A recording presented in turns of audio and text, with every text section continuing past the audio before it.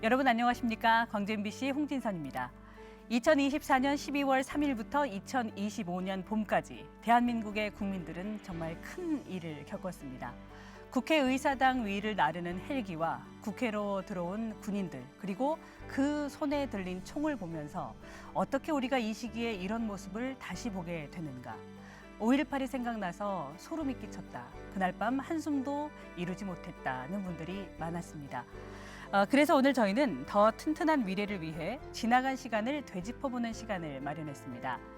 광주 MBC 특집 더 프레지던트 5.18 민주화운동 45주년을 맞아서 역대 대통령들이 과연 광주와 5.18을 어떻게 대해왔는지를 주제로 얘기 나눠보려고 합니다. 아마 대한민국의 현대사를 5.18로 꿰뚫는 의미 있는 시간이 아닐까 싶은데요. 함께 이야기 나눌 손님들 소개해드리겠습니다. 강기정 광주광역시장님 나오셨습니다. 어서 오십시오. 안녕하십니까. 네, 김대중 대통령의 연설 비서관을 역임하셨죠. 고도원 아침편지문화재단 이사장님 오셨습니다. 네, 안녕하세요. 환영합니다. 반갑습니다. 네. 그리고 전남대학교 철학과 박구영 교수님 오셨습니다. 네, 안녕하세요. 예. 박구영입니다. 환영합니다. 기본소득당 대표 용혜인 국회의원님 오셨습니다. 네, 안녕하세요. 용혜인입니다. 네, 반갑습니다. 이런 주제로 또 이런 분들과 이렇게 모여 앉아 있으니 특별한 마음이 듭니다. 오늘 활약을 기대할게요. 네. 네. 네. 이 나와주신 분들을 뵈니까 이 중에 한 세 분은 아마 어렸을 때라든지 또 커서라든지 5.18을 직접 경험했던 세대인 것 같고 한 분은 이후 세대시고요. 그리고 또 조심스럽게 구분을 해본다면 타이거즈 팬 세 분과 히어로즈 팬 한 분? 네. 맞나요? 그렇습니다. 네. 예, 맞군요. 그러나 남편이 타이거즈 팬이시라고요. 네, 남편이 타이거즈 팬이어서 제가 2017년에 타이거즈가 우승할 때 현장에 있었습니다. 부러우시죠? 네. 타이거즈 팬들이 히어로즈 팬을 좀 많이 응원해 주시기 바라겠습니다. 오늘 녹화하면서도. 그런 의미에서 원정오신 용혜인 의원님께 질문 먼저 드리면서 시작해 볼게요. 네. 의원님께서 90년생이시란 말이에요. 네, 맞습니다. 1980년에 5.18이 있었으니까 10년 후에 태어나셨기 때문에 우리 용혜인 의원께서는 5.18을 어떻게 마주하셨을까? 어떤 마음이실까? 언제 처음 느끼셨을까? 궁금합니다. 저에게 광주 5.18 민주화 운동은 역사 교과서 현대사 파트에서 배우는 역사적인 순간이었고요. 대한민국의 민주주의를 가져왔던 아주 결정적인 역사적 순간으로 배웠습니다.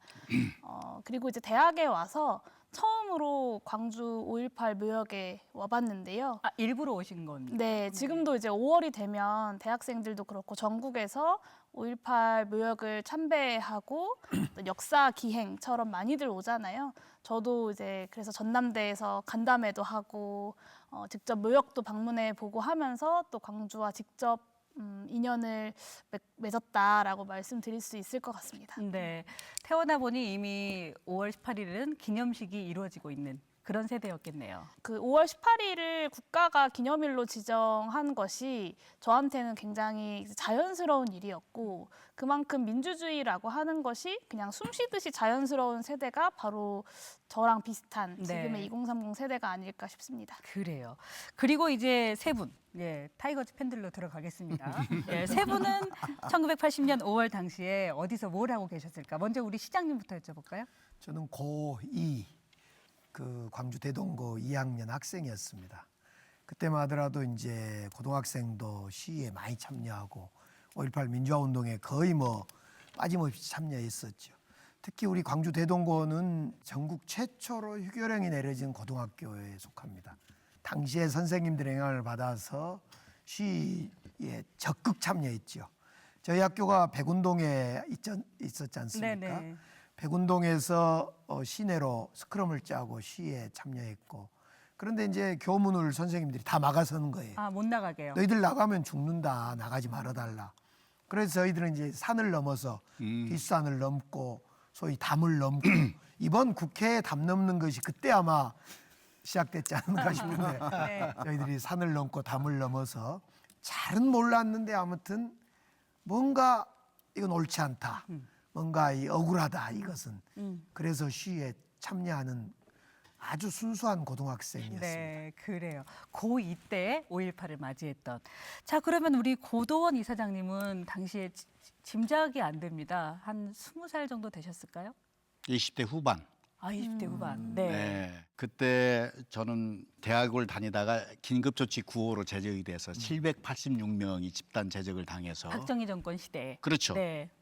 콩밥도 먹고 강제징집 당하고 그야말로 반병신 돼가지고 제대하고 그래서 포장마차도 해보고 이제 온갖 고생을 좀 하면서 남산 도서관에 가서 책을 읽기 시작을 하고 그러다가 돌아가신 한창기 사장께서 뿌리 깊은 나무 기자로 채용을 했으니 얼마나 행복해요.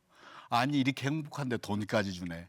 마침 그때 786명 집단 제적을 당한 학생들 한 명 한 명을 다 만나서 르포를 썼어요. 아, 취재를 하셨군요. 네, 그게 있어요. 네.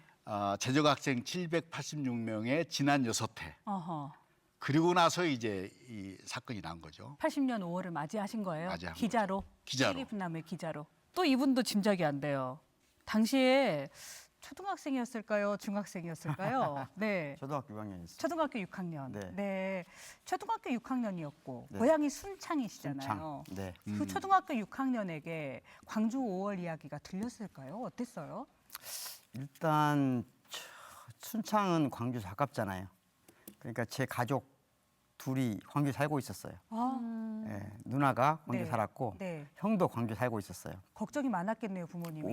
온 가족뿐만 아니라 사실은 많은 사람들이 다 걱정하고 있었죠. 사실은 그 누나나 형 이야기보다 어릴 때부터 선망하는 형이 있었는데 그 형이 쌍둥이였어요. 그러니까 이란선 쌍둥이.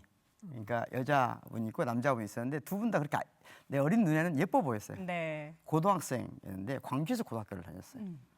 그 뒤로 한 번도 못 봤어요. 5.18 때. 그리고 동네에서 그 사람들 이야기를 안 해요. 안 해요. 예, 네. 한참 지날 때까지도. 그런데 그 두 분이 남자분이 형이 5.18 때 희생당했어요. 그러니까 이렇게 그 시간이 좀 많이 흐르고 나이가 어렸을 것 같은데도 다 5.18에 대한 편린 같은 것들이 있더라고요. 있죠. 그렇게 5.18은 우리 각자의 인생에 다 일종의 그 변곡점을 좀 만들어 왔던 것 같은데 어떠신가요? 먼저 박구영 교수님은 영향을 어떻게 미쳤어요? 그러니까 저는 5.18 그 자체가 직접적으로 제 삶에 영향을 미쳤다고 보기에는 좀 과한 발언 같고요. 제가 이제 광주로 오게 됐을 때, 네. 광주로 와야 되겠다고 생각하고 그럴 때 고등학교 2학년 때 이제 광주를 와서 택시를 탔는데 그분이 택시 기사님이 갑자기 저한테 이 세상에 대한 이야기를 하시는 거예요. 짧은 시간 동안. 한 20, 30분 동안. 근데 나는 세상에 태어나서 이렇게 강한 아까 분노, 응어리 네. 이걸 가지고 생전 처음 본 젊은 학생한테 토해내는 것. 토해내는 것을 보고 내가 그런 생각을 했거든요. 내가 살아야 될 곳이 이곳이구나. 아, 여기가 나의 도시구나. 여기가 내가 살 곳이구나. 그래서 제가 이 전남대학을 다니게 됐습니다. 아마 그분들의 목소리를 더 많이 알려야겠다. 네. 이를테면 더 파헤쳐야겠다. 네. 아마 그런 마음이 아니셨을까 싶고 우리 고도원 이사장님께는 어떤 의미였나요? 그 5.18 이후에 이제 뿌리 깊은 나무가 강제 폐간되니까 그때 이제 정말 고맙게도 중앙일보에 이제는 돌아가셨는데 최우석 경제부장이라고 계세요. 이분이 한 번도 본 적이 없는 저를 좋아하셨어요. 아, 그 글발이 좋다. 네, 글이 좋다. 글이 좋다. 네. 해서 정말 감사하게도 좋은 조건에 스카웃을 했어요. 그래서 제가 중앙일보 기자가 된 거예요. 네. 그래서 5.18이라고 하는 이 정말 전대미문의 이 사건은 제 인생에 하나는 무너지게 하고 하나는 더 일으켜 세우게 하고 이것이 나중에 김대중 대통령님을 평민당 총재 때 만나게 하고 이분을 몇 년 동안 취재하게 되고 중앙일보 기자가 되셔서 네. DJ와의 인연이 그렇게 이어진 거예요. 동교동에서 3년 동안 함께 밥을 먹고 거참 묘하네요. 그리고 이분이 대통령이 된 다음에 연설 비서관이 되시고. 청와대에서 일할 생각 있으시죠? 아, 그래서 그분 모시고 5년 동안 네. 단 사흘 쉬고 정말 여한 없이 일을 했죠. 그리고 고등학교 학생이었던 강기정의 인생에도 5.18이 영향을 많이 미쳤나요? 그렇죠. 엄청났죠. 저는 그 고등학교 때의 경험이 이후에 제가 5.18 진상규명 책임자 처벌이라는 이 거대한 그 싸움에 제가 한복판으로 뛰어들게 되죠. 제가 직접 감옥도 이제 결국 가게 되고 지금은 시장이 되어서 여전히 지금 8차 보상 심의를 지금 하고 있습니다. 그래요. 그 요즘에 선 이제 위에 계시네요. 아. 그래서 저는 아마 80년 5월에 그 5.18이 지금 이제 60이 된 지금까지 일관되게 간통하면서 몸부림치고 있는 것 같아요. 그래서 네. 이걸 뭐라고 표현해? 그냥 자체네요. 네. 문재인 대통령, 노무현 대통령이 이야기하는 운명처럼 그냥 이 자체인 것 같아요. 네, 그래요. 예. 잘 모셨네요, 오늘. 영혜인 의원님께는 그러면 5.18이 어떤 영향을 미쳤습니까? 5.18은 제가 이제 역사 교과서에서 배웠다라고 말씀드렸는데 사실 교과서에는 한두 문단 되게 짧게 언급이 되잖아요. 근데 이제 대학에 와서 직접 광주에 사시는 분들, 당시에 그 항쟁에 함께 하셨던 분들을 만나고 들으면서 이게 교과서에서 짧게 담아낼 수 없었던 그날의 현장들을 이렇게 접하고 배우면서 어떤 시민으로서의 삶의 태도에 대해서 많이 고민하게 만들었던 것 같고요. 저로서는 정치를 하게 된 이유가 뭐냐라고 많이 물어보시는데 그럴 때마다 세월호 참사 이야기를 많이 하게 되거든요. 네. 근데 세월호 참사를 겪으면서 어떤 80년대에 민주화 운동을 하셨던 분들에게 광주가 이런 거였겠구나라는 생각을 많이 했어요. 그러니까 살아남은 이들의 어떤 죄책감과 네. 책임감 그리고 세상을 바꿔야 한다는 어떤 사명감을 저와 비슷한 또래들에게는 세월호 참사가 좀 그런 어떤 죄책감과 책임감 그래서 사회에 더 관심을 갖게 했던 어떤 계기가 되었거든요. 네. 그래서 아마 그런 비슷한 감각들이지 않았을까라는 네. 생각을 많이 했습니다. 그러니까 영혜인 의원님 같은 세대들에게는 5.18이 저쪽에서 휘날리는 항상 보이는 깃발 같은 역할이었던 것 같아요.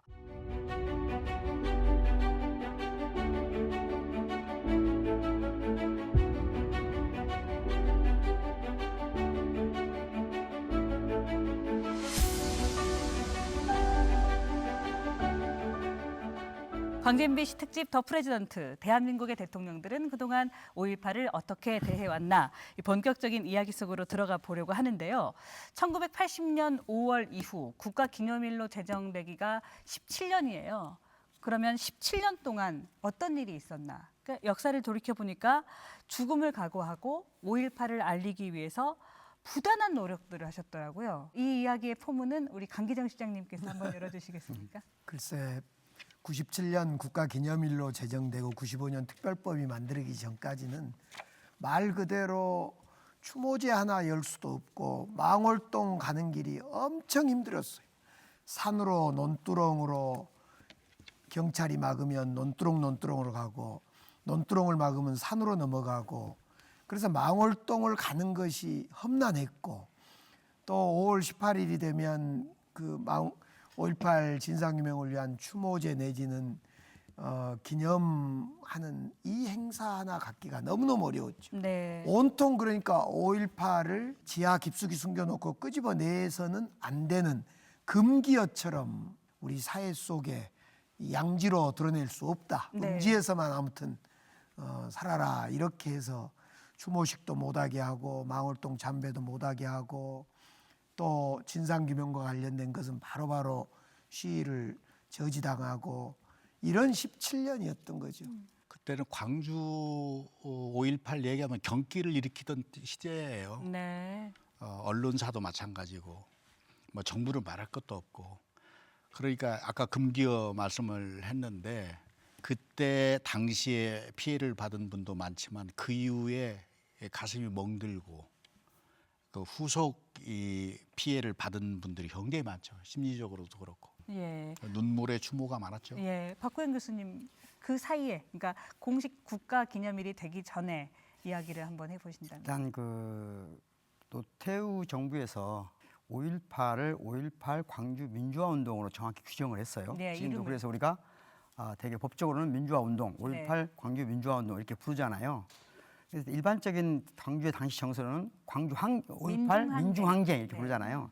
저는 두 이름을 다 좋아합니다. 왜냐하면 사실은 1980년 5월 광주 항쟁이 있었지만 그 이후로 이 항쟁은 운동으로 계속 지속됐다는 게 중요해요. 저한테 최근에 뭘 보내주신 분이 책을 보내주신 분이 있어요. 교수님 다 이게 좋은데 광주의 5.18이 아니라 네. 사실은 정확하게는 전국에 5.18이 있었다. 그래서 5.18은 5.17 내란에 대한 광주를 중심으로 한 전국적 저항운동이다. 네. 이렇게 정확히 말씀했으면 좋겠고 전국에만 아니에요. 전 세계 심지어 베를린에서도 뉴욕에서도 로스앤젤레스에서도 이 5.18을 알리고 투쟁한 역사가 있다는 거죠. 그래서 5.18 민중항쟁은 곧 5.18 광주 민주화 운동과 한 쌍이다. 네. 저는 그렇게 보고 있고 그 과정에서 오히려 저들이 이 민주화 운동을 가치를 계속 높여줬다. 이렇게 생각합니다. 저도 이번에 이제 방송을 준비하면서 사진 한 장을 봤는데 전남대학교 그 흰 도서관 앞에 그 5.18 묘비를 학생들이 다 탁본을 해온 거예요. 못 가게 하니까. 그렇죠. 오, 제가 있어요. 정말요? 그 사진이 있어요. 그래서 그 탁본을 해온 것을 잔디밭에 세우고 네. 그렇죠. 거기를 망월묘역으로 만들었더라고요. 어머 그 얘기 좀 해주세요. 그렇구나. 어떻게 시민들에게 또 전국에 이 상황을 알려야 될까? 망월동은 가로막히고 예. 시위와 집회도 못하고 그러는 것을 어떻게 알릴까? 망월동을 일단 보여주자. 그래서 망월 구묘역에 가서 묘비를 탁본을 뜬다 그러죠. 그것도 몰래 하셨겠네요. 그러죠. 그래서 먹으로 이렇게 네. 한지에다가 탁본을 떠서 묘비 모양으로 전남대 교정 잔디밭에다가 쫙 만들어놨어요. 네. 거의 85년 일이고 예. 또 한 번에 이제 큰 제 기억 남는 것은 88년 이제 국회 청문회가 일어나는 거. 그렇죠. 이거 뭐 너무 잘 압니다만 예. 이 88년의 청문회가 5.18을 전 국민 속에 그렇죠. 전 세계 속에 양민 학살이었다는 걸 알려내는 그런 계기가 됐던 거죠. 그래요.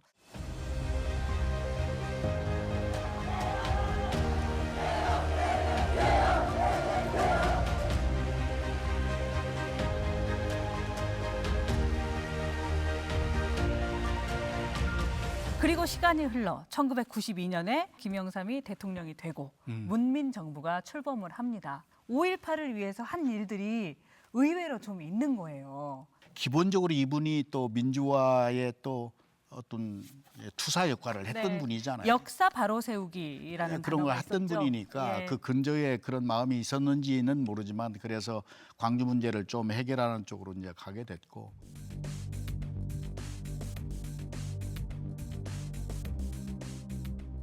분명히 말합니다.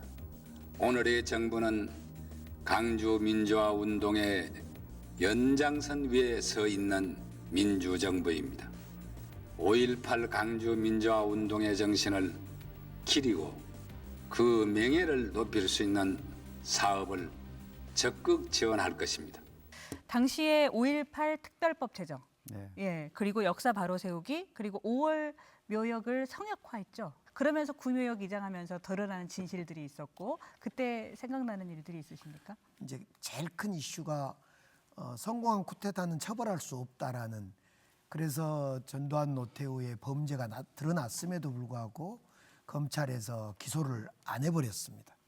그래서 이제 그 투쟁이 가장 가열찬 투쟁이죠.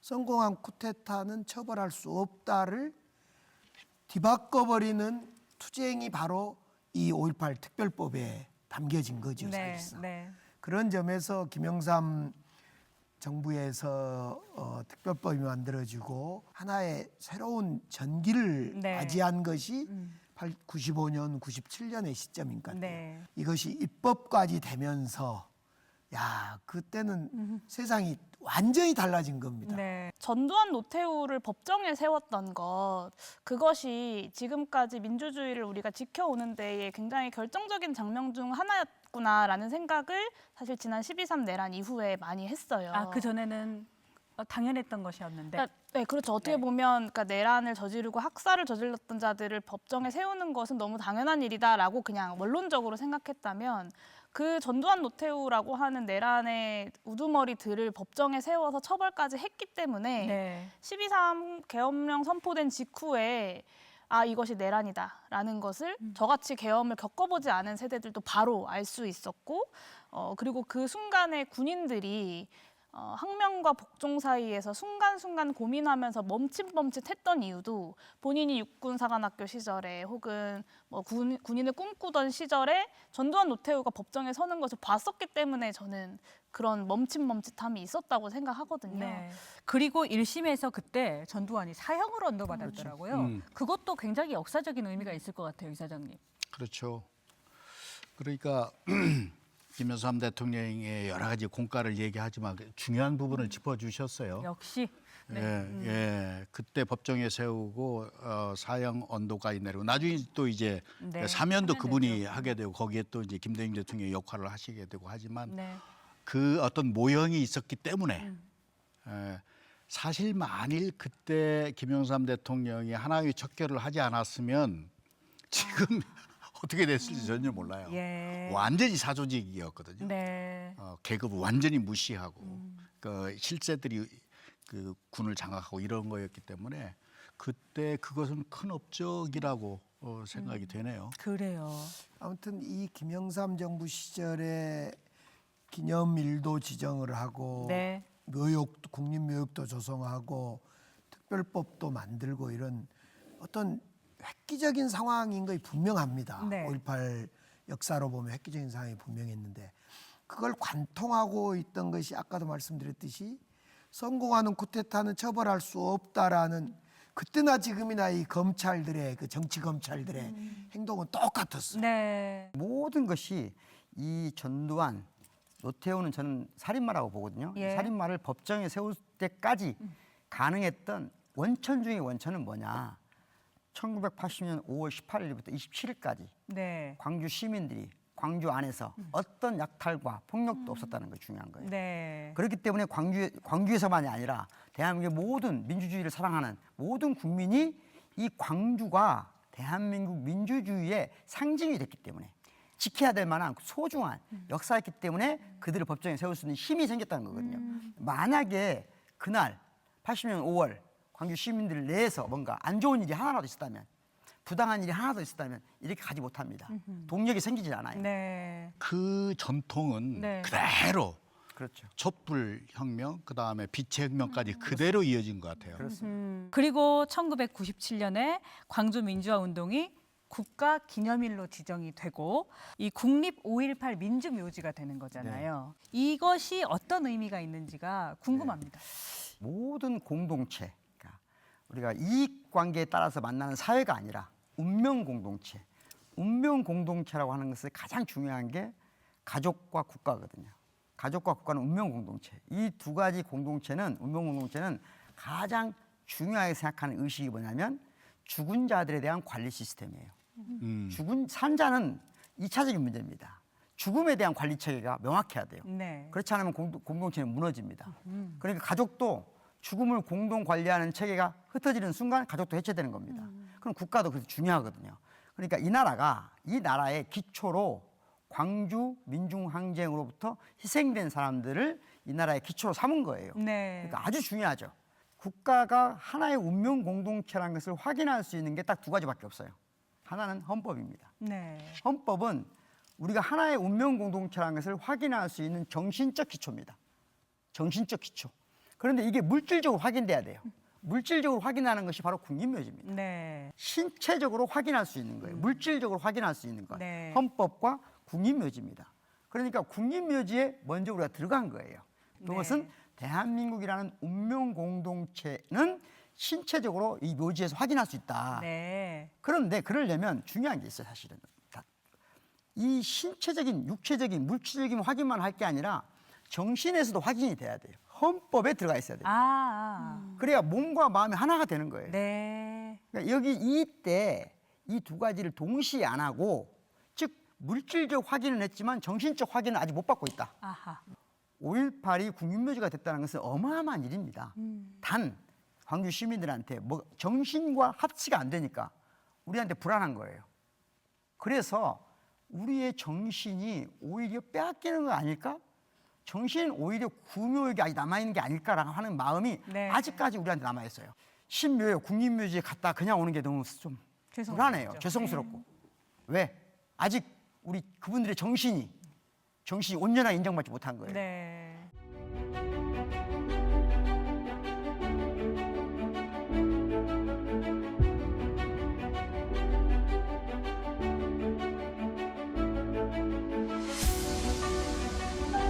그런데 시간이 흘러 2000년 5월에 이제는 국가 원수가 된 김대중 대통령이 드디어 찾아오십니다.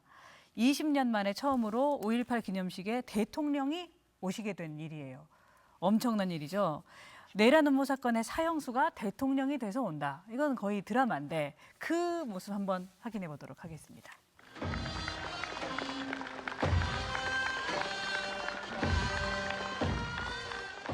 20년 전 오늘 민주주의 수호를 위해 고귀한 생명을 불사는 민주영령 앞에 이제 그 당시 사형수였던 제가 이제는 대한민국 대통령으로서 이 자리에 선 것입니다.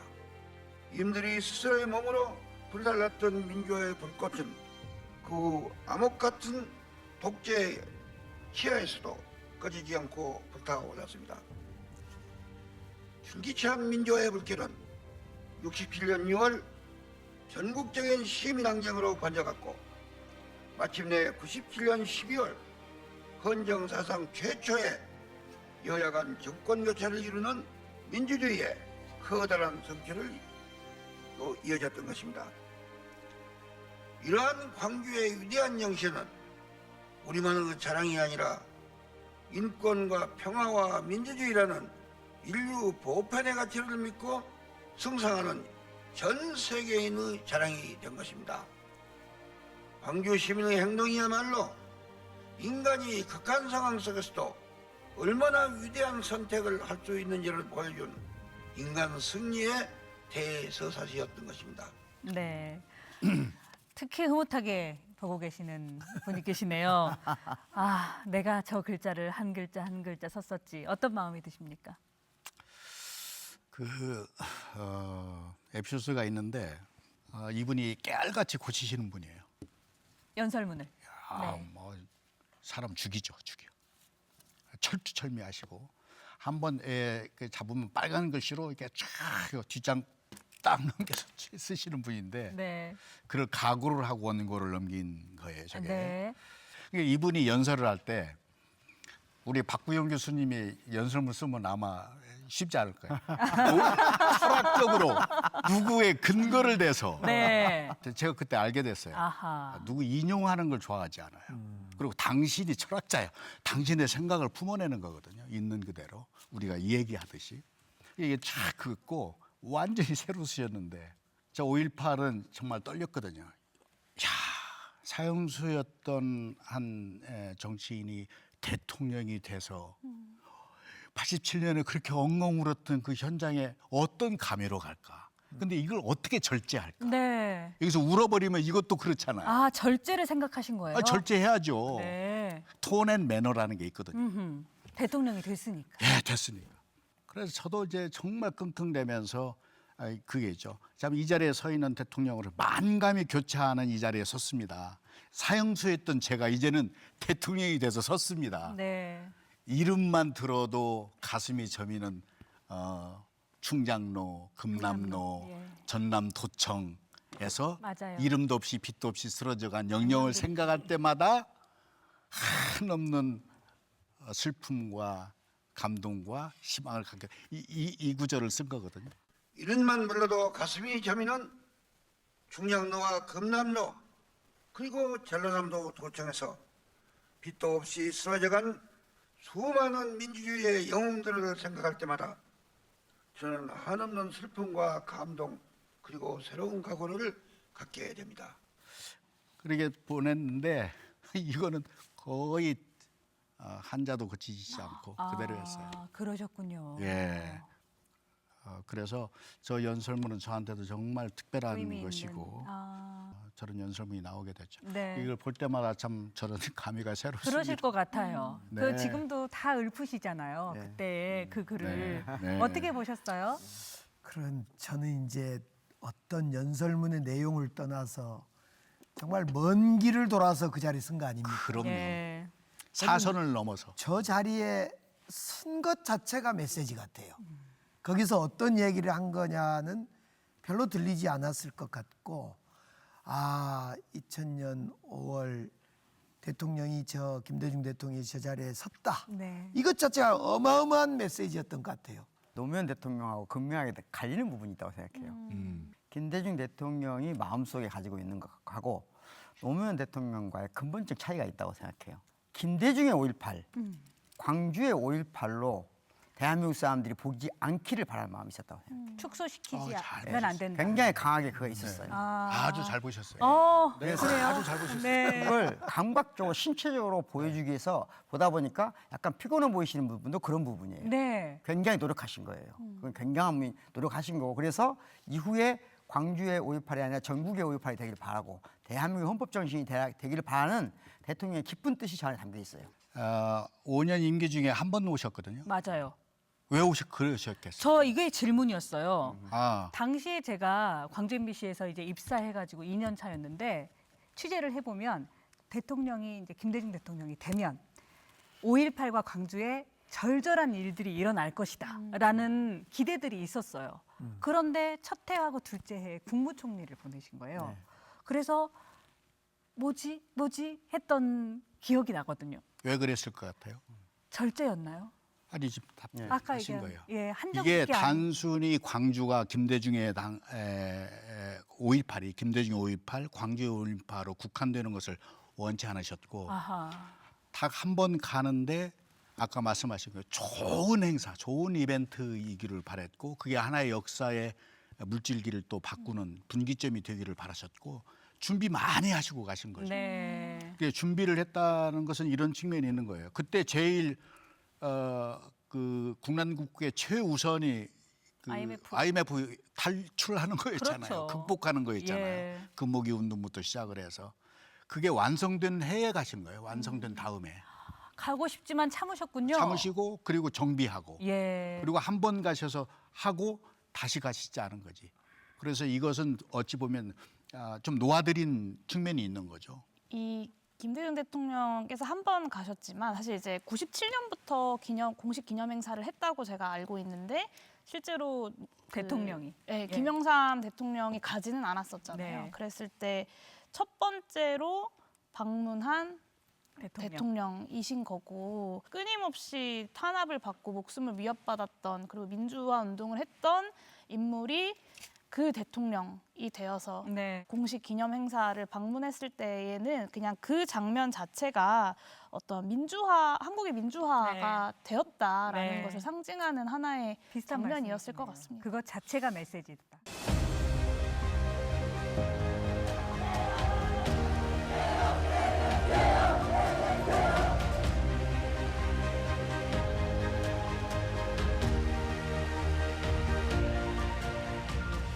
자연스럽게 노무현 대통령 이야기로 넘어가 보도록 하겠습니다. 민주정부 2기가 들어섭니다. 놀랍게도 노무현 대통령은 5년 동안 개근을 하십니다. 광주에. 예, 노무현 대통령의 기념사 모습 함께 보도록 하겠습니다.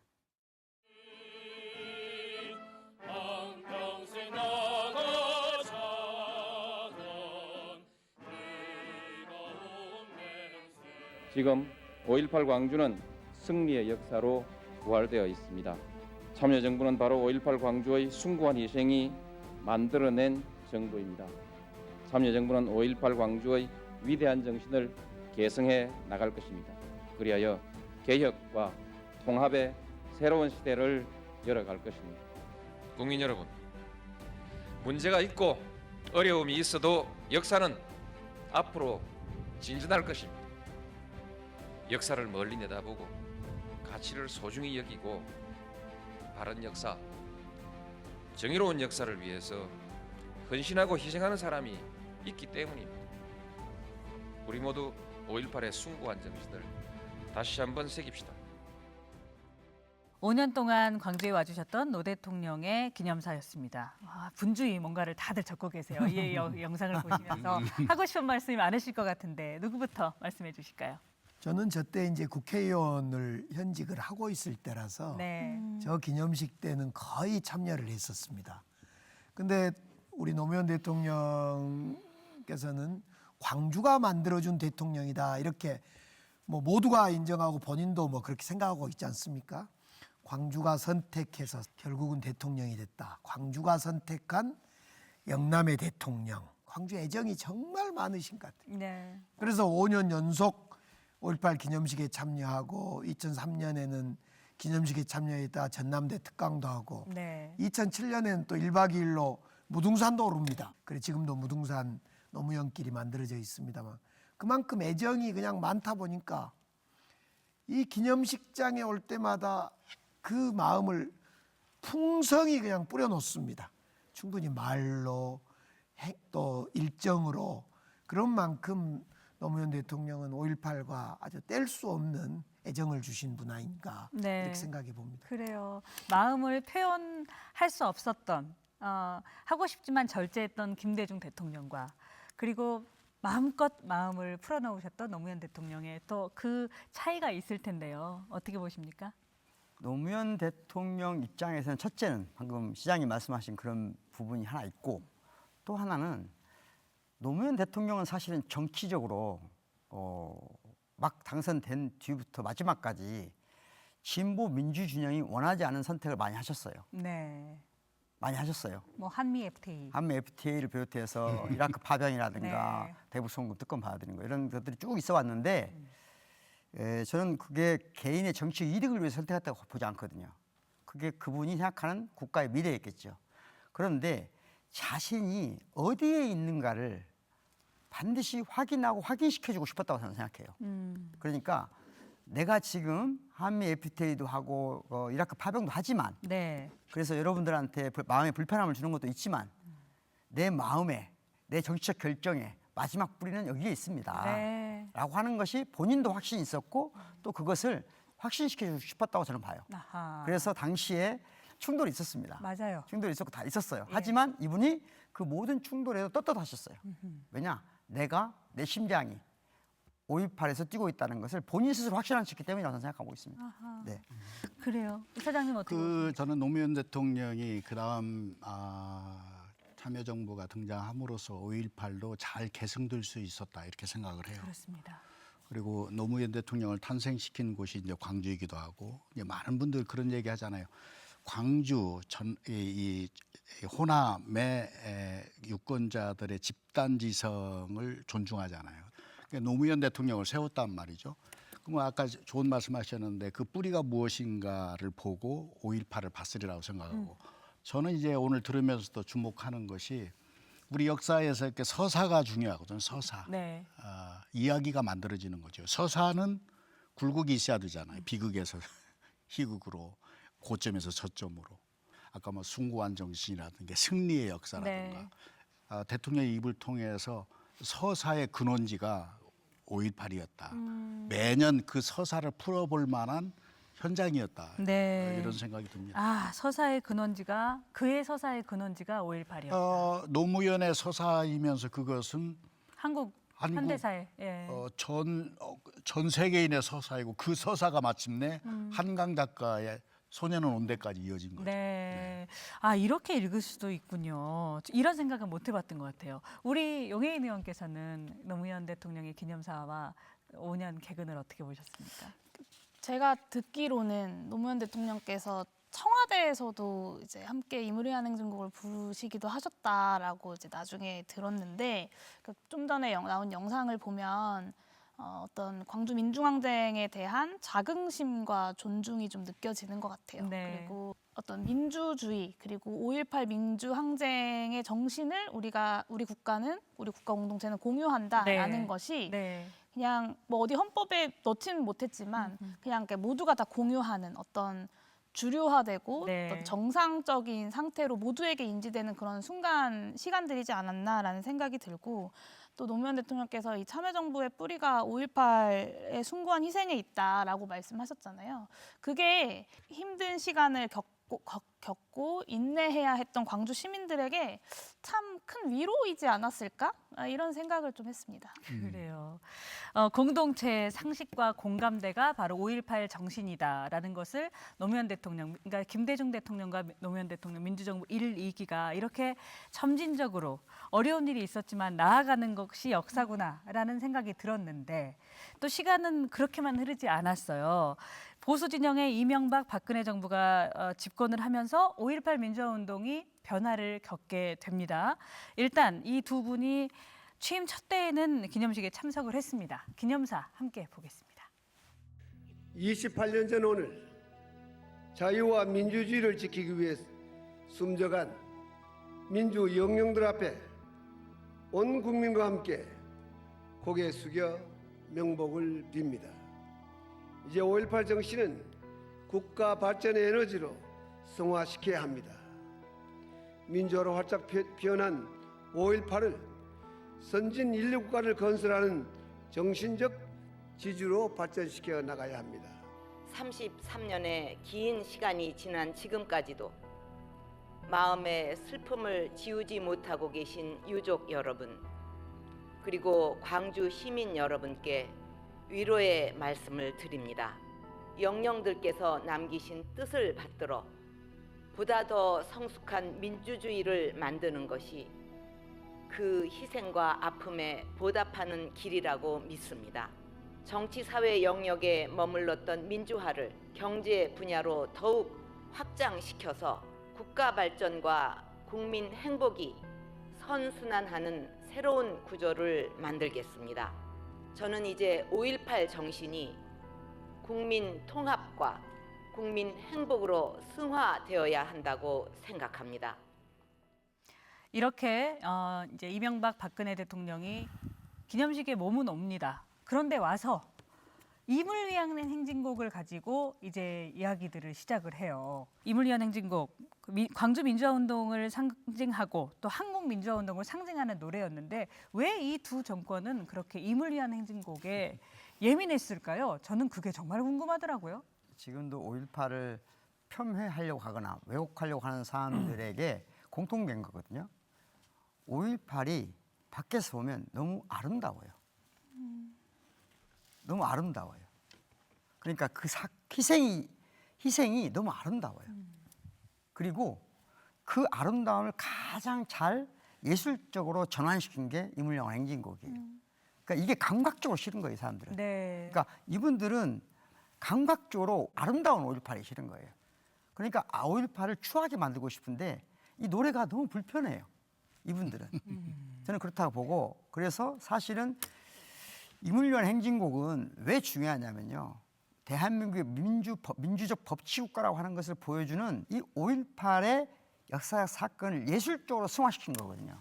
임을 위한 행진곡이. 네. 여러 예술적 승화가 있지만 네. 그중에 가장 뛰어난 작품이에요. 아, 그렇군요. 그래서 감각적으로 이 노래를 하는 사람들은 네. 이 노래가 아름답고 좋아요. 예. 그런데 이 5.18 또는 민주화의 정반대의 길을 간 사람들은 자기도 왜 싫어하는지 모르지만 싫어합니다. 그래요. 아니, 재창과 합창이 뭐가 그렇게 중요한 것이며 그 손을 흔드는 것이 그렇게도 어색한지 태극기를 들었다가 난리가 났더라고요. 그때 영상들 보니까. 어떻게 보세요? 아니 그러니까 우리 이제 박 교수님 잘 말씀하셨는데 특히 지도자 우리 이제 정치하시는 강림 시장님도 용 의원님도 계시지만 그 메시지의 핵심이 진정성이거든요. 눈빛에서 사람들이 다 읽어내. 눈빛에서. 네.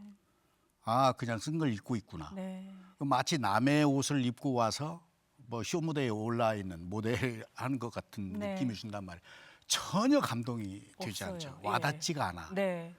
저는 그러니까 임을 위한 행진곡 재창을 못하게 하는 것과 그 추모사가 되게 한 맥락 속에 있다라고 생각했는데 교수님 말씀하신 거랑 사실 좀 비슷한데요. 그러니까 구체적인 어떤 국민들의 항쟁이 아니라 굉장히 추상화하고 싶어 하는 것이 저는 좀 느껴졌어요. 아. 그래서 이 추상화의 끝은 결국에는 5.18 민주항쟁이 가지고 있는 어떤 역동성과 운동성을 탈정치화하고 싶었던 의도가 반영되는 거라고 생각하고 그게 그 기념사, 추도사에서도 저는 그 고스란히 드러난다고 생각하는데 여전히 아픔을 안고 살아가고 민주주의를 완성하기 위한 과제가 있는 공간에서 어떤 과거가 아니라 우리 미래를 보자. 그리고 선진 인류 국가를 만들자. 네. 이런 이야기를 하거든요. 네. 그러니까 아주 다른 이야기를 갖고 와서 그것이 추도사인 것처럼 포장을 하고 탈정치적으로 만들어낸다는 것이 굉장히 좀 한 맥락 속에 있다는 생각이 들었고 또 한 가지는 윤석열 대통령의 그 추도사들과 저는 굉장히 겹쳐 보였습니다. 네. 제가 기억에 남는 게 제주에 가서 인공지능 막 이런 이야기를 막 해요. 관광으로 돈 벌게 해주겠다 네. 뭐 이런 얘기를 했죠. 근데 그게 4.3에 학살된 제주도의 수많은 유족들에게 할 말인가요? 근데 저는 그 추도사와 방금 전에 영상으로 나간 추도사가 굉장히 네. 닮아 있다 이런 생각을 아, 했습니다. 그렇군요. 이렇게 이 읽으니까. 대목에는 안 나왔는데 예. 이명박 대통령의 이 연설 주도사를 들어보면 핵심 내용이 뭐냐면요. 5.18 그래 좋았어.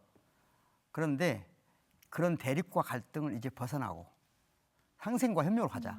과거가 아니라 미래를 보고 창의와 실용으로 우리는 변화해야 합니다. 갈등과 대립에서 벗어나 통합과 상생의 길로 나서야 합니다. 이 말 속에는 뭐가 있냐면요. 5.18은 대립과 갈등의 소지가 있는 거예요. 그러니까 마치 군부와 한쪽의 군부와 네. 광주시민이 대립하고 갈등한 거로 어머. 되어 있어요. 이거 대립과 갈등은 지금 예전에 민주화 운동을 한 데는 조금 도움이 됐을지 모르지만 네. 지금 국가 성장을 위해서는 그거 지우고 상생과 협력을 하자. 어머, 이 직전 전임 대통령이 하셨던 말씀도 그런 똑같습니다. 얘기였잖아요. 똑같습니다. 와. 그러니까 제가 그랬잖아요. 그래서 5.18은 대한민국 민주주의에 기여한 부분만 있는 게 아니라 네. 마지막은 뭐냐? 국가가 겸손함을 알아야 된다는 거예요.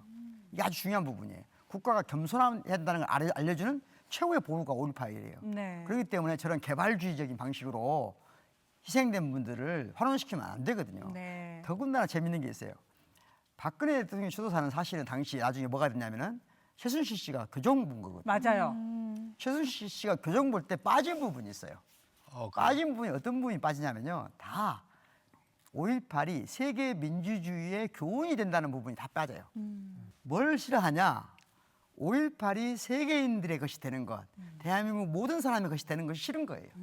그냥 5.18이 한쪽 갈등 과정에서 한쪽 편을 대변하는 것이다 정도 인정하고 싶은 거예요. 이게 심각한 정신적 오류거든요. 네네. 임을 위한 행진곡 하면은요, 그 우리 강 시장님 얘기를 안 할 수가 없어요. 이분이 그 본회의장에서 노래하기가 쉽지 않잖아요, 의원님. 저는 한 번도 해본 적 없습니다. 네. 그런데 박근혜 애국가를 다 같이 부르는 거 외에는 네, 그런 일은 없죠. 그런데 2013년 박근혜 정부 때 국회 본회의장에서 이분이 임을 위한 행진곡을 부르신 분이세요. 어떤 일이 있었고 궁금합니다. 이명박 박근혜 정부 내내 임을 위한 행진곡을 재창하냐 마냐를 가지고 기념식이 늘 분탕질이 됐어요. 그러니까 기념식이 늘 쪼개지고 기념식이 제대로 진행된 적이 한 번도 없었죠. 정말 가슴 아팠던 시간들이었죠. 대통령은 오히려 그 모습을 즐기고 말은 이제 분열을 넘어 갈등을 넘자라고 하면서 갈등을 조장하는 그런 기념식이 계속 반복된 거죠. 네. 정말 그때는 분통이 터지고 재창을 하자, 합창을 하자, 급기야는 임을 위한 행진곡을 못 부르고 방아 타령을 맞아요. 순서 속에 넣었던 이런 회개한 일도 있었어요. 그래요. 근데 본회의장에서 노래를 부르셨던 게 어떤 저는 저항적 의미를 느끼거든요. 그래서 어떤 광주의 5월 정신이라고 하는 것을 좀 실천적으로 드러내는 방식이 본회의장에서 노래를 하는 것이었다고 저는 이해를 하는데 네. 그런 면에서 이명박 박근혜 정권은 같이 부르지 못하게 하려고 길을 쓸 수밖에 없었을 것 같아요. 이 광주의 5월 정신이라고 하는 것을 네. 같이 실천적으로 공유하는 것이 아니라 지금에도 살아 숨쉬게 만드는 무엇이 아니라 그냥 어떤 전시장 속에 넣어놓고 이렇게 앉아서 관람하는 그런 어떤 역사 속에 어떤 박제되어 버린 무언가로 좀 남기고 싶었던 것이 아닐까 네. 이렇게 봐야 할 것 같아요. 그래요. 광주 사람들은 임을 위한 행진곡을 또 공기처럼 느꼈다가 이때 이러는 걸 보면서 굉장히 소중했던 거구나라고 하면서 그 가치를 또 느꼈던 것 같아요. 예. 그리고 또 시간은 흘러 2016년 박근혜 국정농단 이후 촛불혁명, 문재인 정부가 들어서게 됩니다. 시장님 웃으시네요. 네, 문재인 대통령 5.18 기념식에 3번 오셨습니다. 화면 준비했습니다.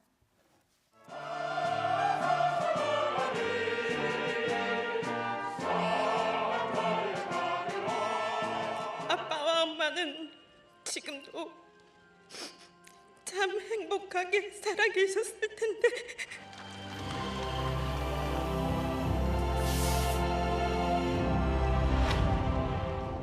올 광주는 지금도 살아있는 현실입니다. 아직도 해결되지 않은 역사입니다. 대한민국의 민주주의는 이 비극의 역사를 딛고 섰습니다. 저는 이 자리에서 감히 말씀드립니다. 새롭게 출범한 문재인 정부는 광주 민주화 운동의 연장선 위에 서 있습니다. 1987년 6월 항쟁과 국민의 정부, 참여정부의 맥을 잇고 있습니다. 새 정부는 5.18 민주화 운동의 진상을 규명하는 데 더욱 큰 노력을 기울일 것입니다. 헬기 사격까지 포함하여 발포의 진상과 책임을 반드시 밝혀내겠습니다. 5.18 정신을 헌법 전문에 담겠다는 저의 공약도 반드시 지키겠습니다. 네.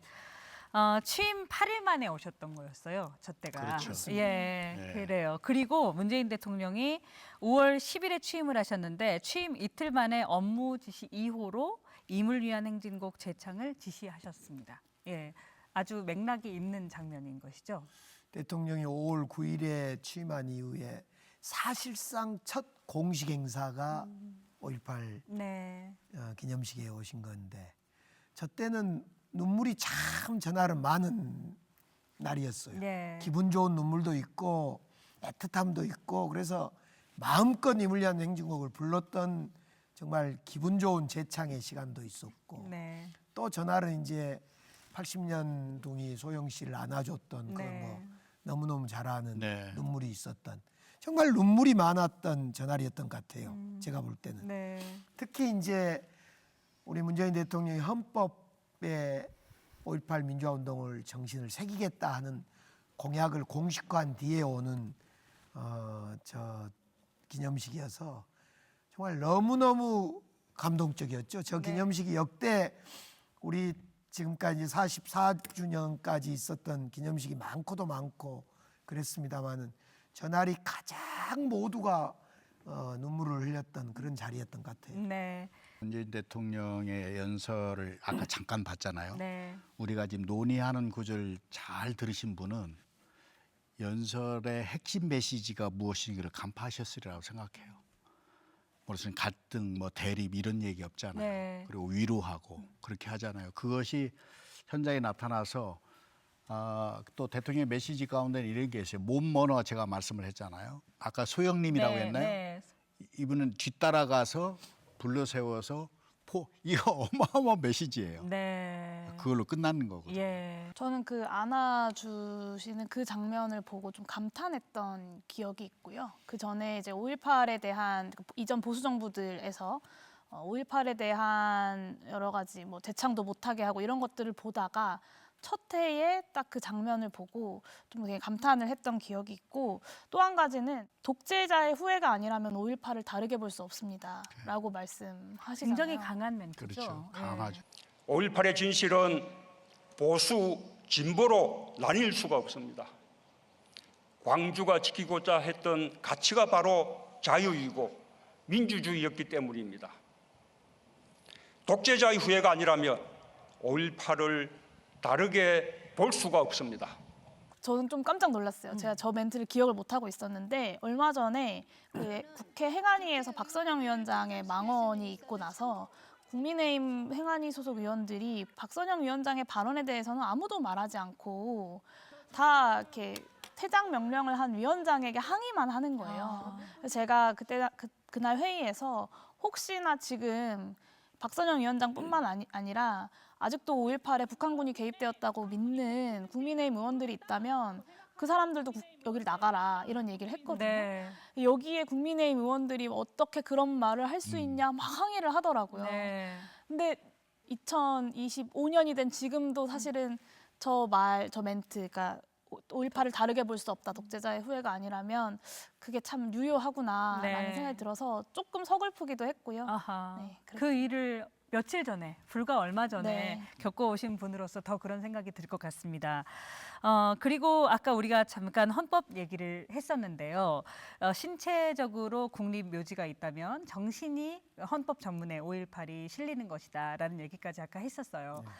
문재인 대통령이 이제 공약으로 이 헌법 전문 수록을 얘기한 것의 의미, 그리고 지금까지 안 되고 있는 이것은 또 어떤 상황인지 정리를 한번 해주실까요? 이 부분을 조금 정리할 필요가 있어요. 네. 왜냐하면 아직도 그 많은 사람들이 5.18의 가치에 대해서 의문을 제기하는 사람들 중에 가장 많은 질문이 뭐냐면 왜 국군이 있는데 시민이 총을 들었냐는 거거든요.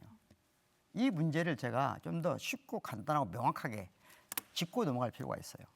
첫째, 당시 군인은 대한민국 국군이 아니라 내란군입니다.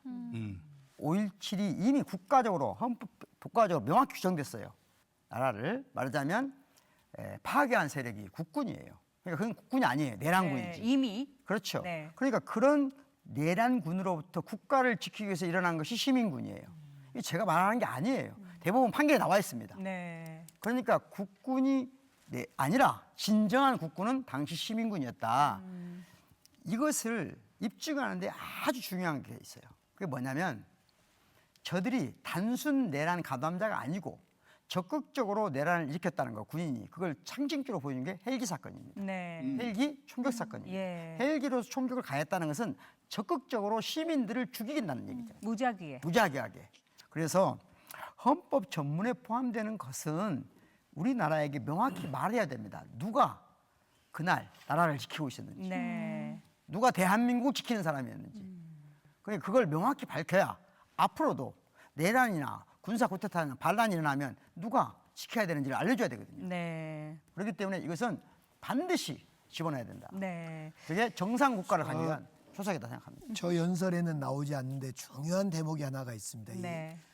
이 얘기를 꼭 하고 넘어가야 될 것 같은데 그동안 수십 년 동안 많은 민주주의자들이 광주를 응원하고 5.18에 손을 잡아줬던 거 아닙니까? 광주를 알리기 위해서. 그렇죠. 네. 그 과정에 많은 분들이 희생됐고 네. 전날 보통 5.18 당사자들만 추모하고 위로하고 희생자들의 넋을 위로하고 이름을 불렀는데 네. 저 기념사에는 그 이후에 사망하거나 희생된 민주화운동 희생자들 열사들의 이름을 부릅니다. 맞아요. 한 분 한 분. 올의 죽음과 광주의 아픔을 자신의 것으로 삼으며 세상에 알리려 했던 많은 이들의 희생과 헌신도 함께 기리고 싶습니다. 40일간의 단식으로 옥사한 전남대생 박관현, 책임자 처벌을 외치며 분신 사망한 노동자 표정두, 24살 서울대생 조승만, 25살 숭실대생 박래전, 수많은 젊음들이 5.18 영령의 넋을 위로하며 자신을 던졌습니다. 그래서 또 수많은 국민들이 정말 그 기념사를 들으면서 또 위로도 받고 네. 특히 민주화운동을 위해서 애쓴 분들 이런 분들이 큰 대한민국을 세우는데 네. 5.18을 오늘의 반석에 올려놓는데 큰 역할을 했구나 이런 감동과 위로를 받는 것이 저 날이었던 것 같아요. 역시 정무수석님답습니다. 그때 빠뜨릴 뻔했거든요.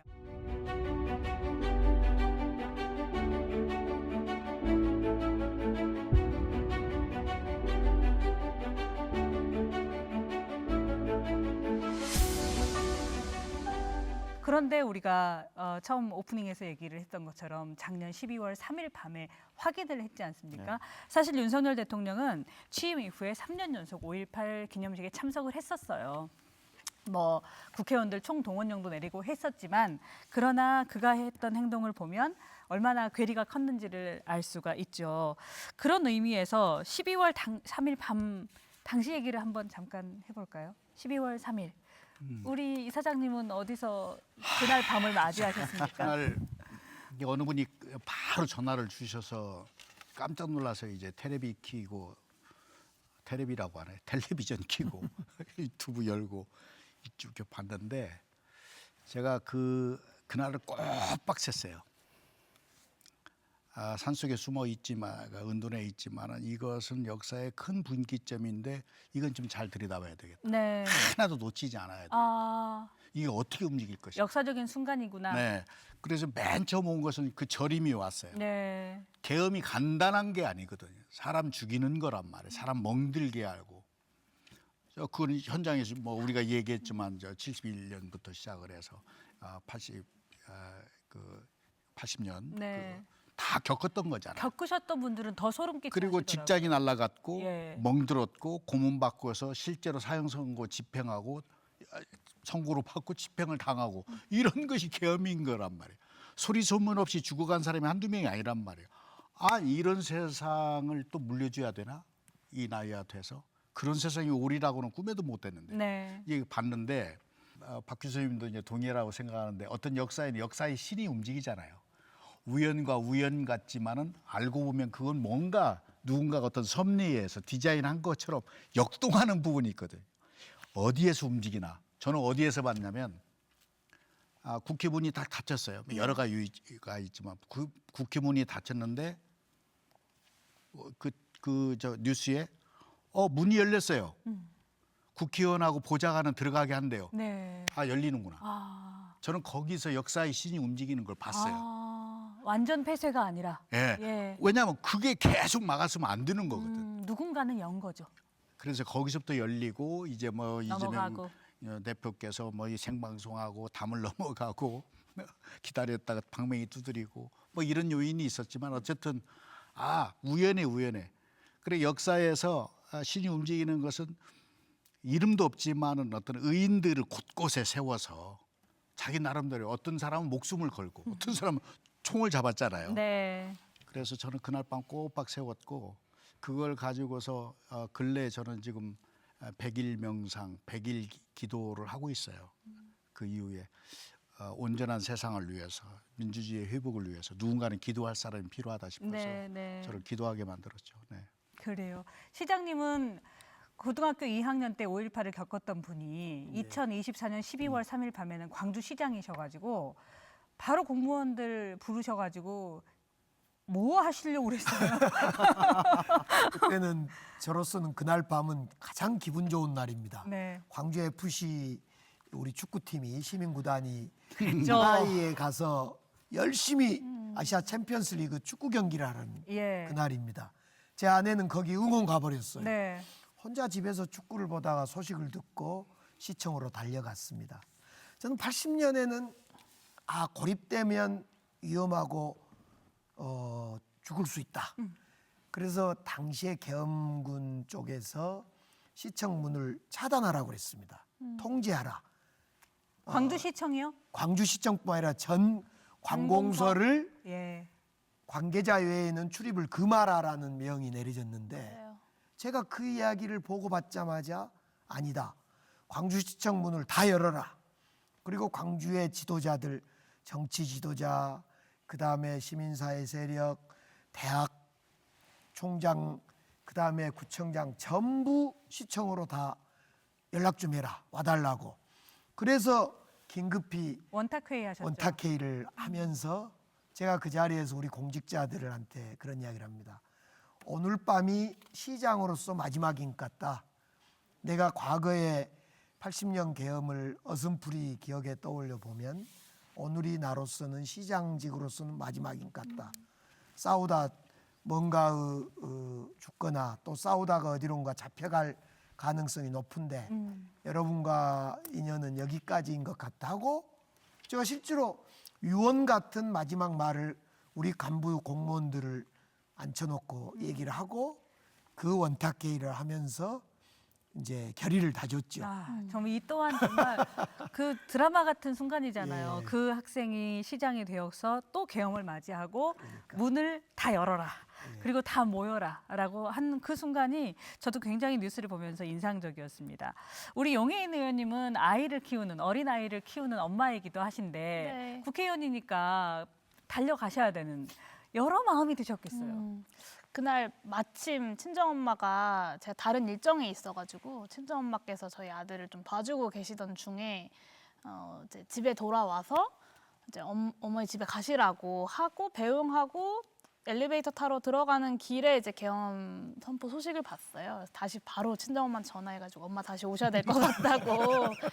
그래서 얼른 집에 올라가서 짐을 쌌죠. 한 3, 4일 정도 이렇게 갈아입을 수 있는 옷을 이렇게 막 짐을 챙기고 아들 짐도 챙기고 그래서 친정 엄마 차에 아기를 태워서 이제 보냈어요. 네, 원래 저희 아들이 외갓집 가는 걸 되게 좋아하는데 그날은 좀 이상한 걸 느꼈나 봐요. 그래서 안 간다고. 엄마 안아주세요. 엄마 저 손잡아 주세요. 엄마 가지 마요. 이렇게 울더라고요.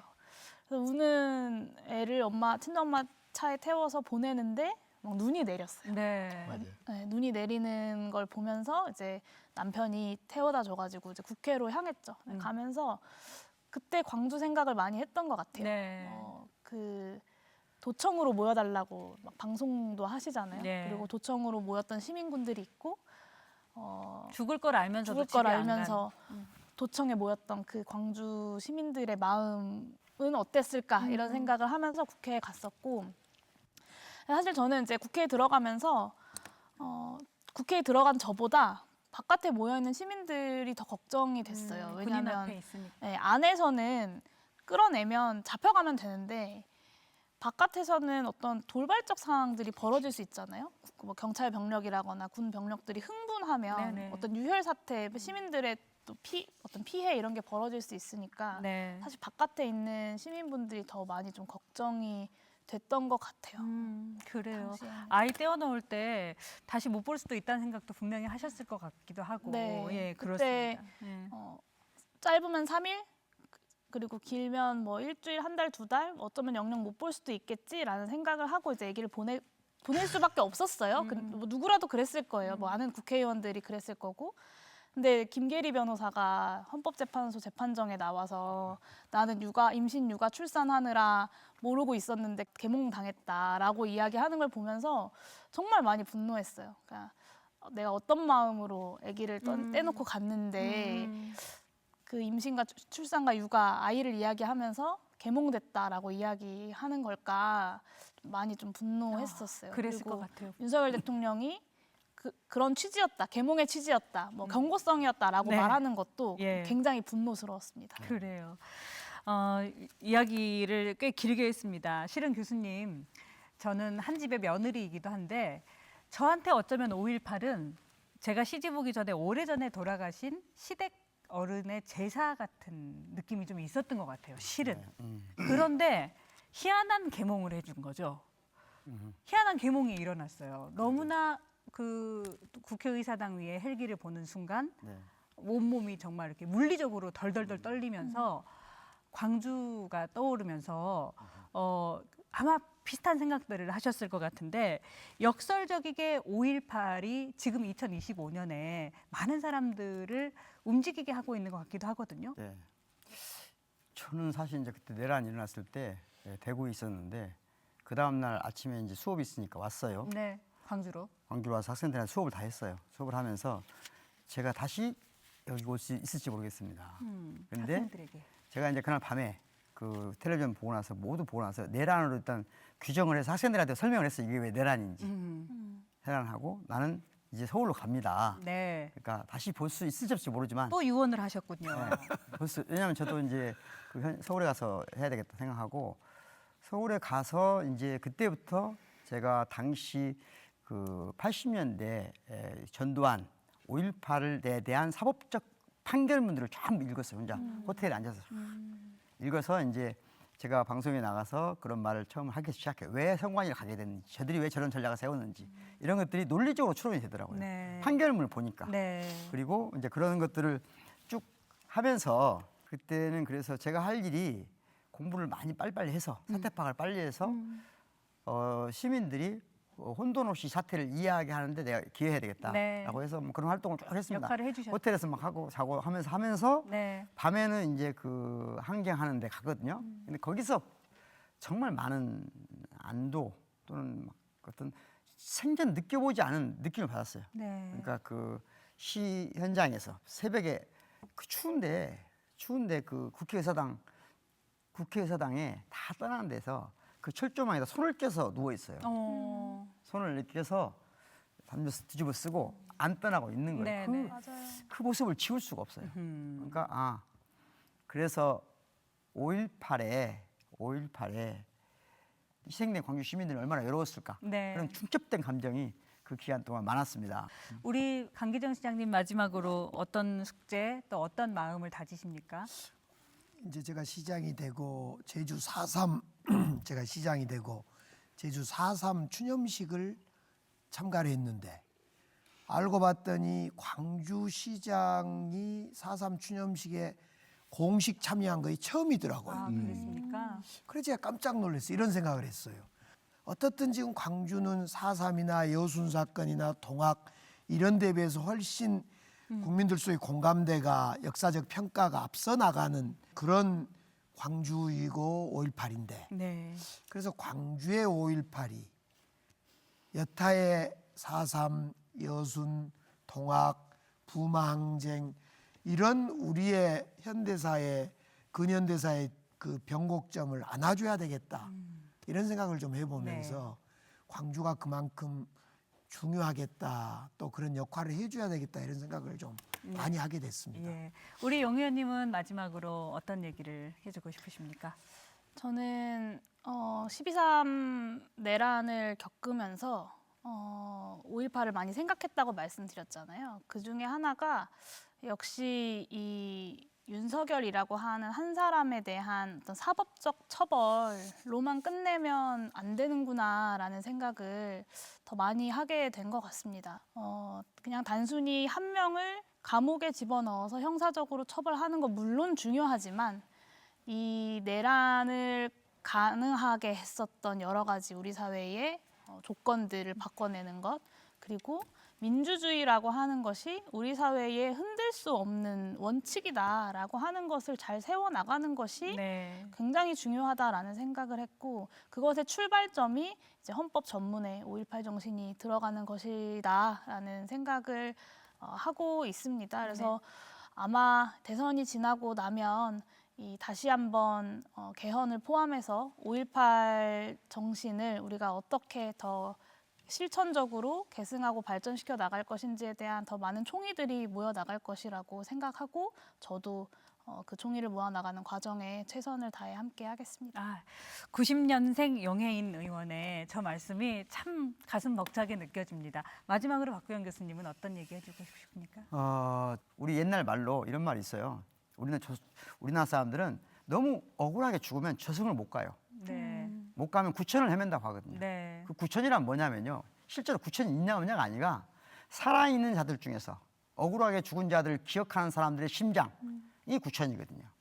저는 대한민국 많은 사람들이 5.18을 기억하고 그 심장 속에 5.18을 구천으로 만들어줬기 때문에 오늘 2025년 네. 대한민국이 지난번 내란을 극복하고 네. 새로운 시대로 갈 수 있지 않는가. 그래서 영명들에게 고맙다고 말씀드리고 싶습니다. 그래요. 광주 MBC 특집 더 프레지던트 5.18 민주화운동 45주년 맞아서 대한민국의 대통령들은 80년 광주를 어떻게 대해왔나라는 주제로 긴 얘기를 나눴습니다. 너무 애쓰셨고요. 예, 조금 전에 모두 함께 얘기했던 것들이 바로 한강 작가 이야기였던 것 같아요. 작가 한강은 과거가 현재를 돕고 죽은 자가 산자를 구할 수 있다는 마음으로 소년이 온다를 집필했습니다. 그리고 우리는 이번에 또 과거와 죽은 자들에게 빚을 졌습니다. 45주년을 맞이하는 5.18에 우리의 숙제가 크고 많다는 것을 다시 한번 절감하게 됩니다. 함께 얘기 나눠주신 네 분 너무나 감사하고요. 예, 그리고 시청해주신 분들께도 감사 인사드리겠습니다. 함께 인사할까요? 네. 예, 시청해주신 여러분 고맙습니다.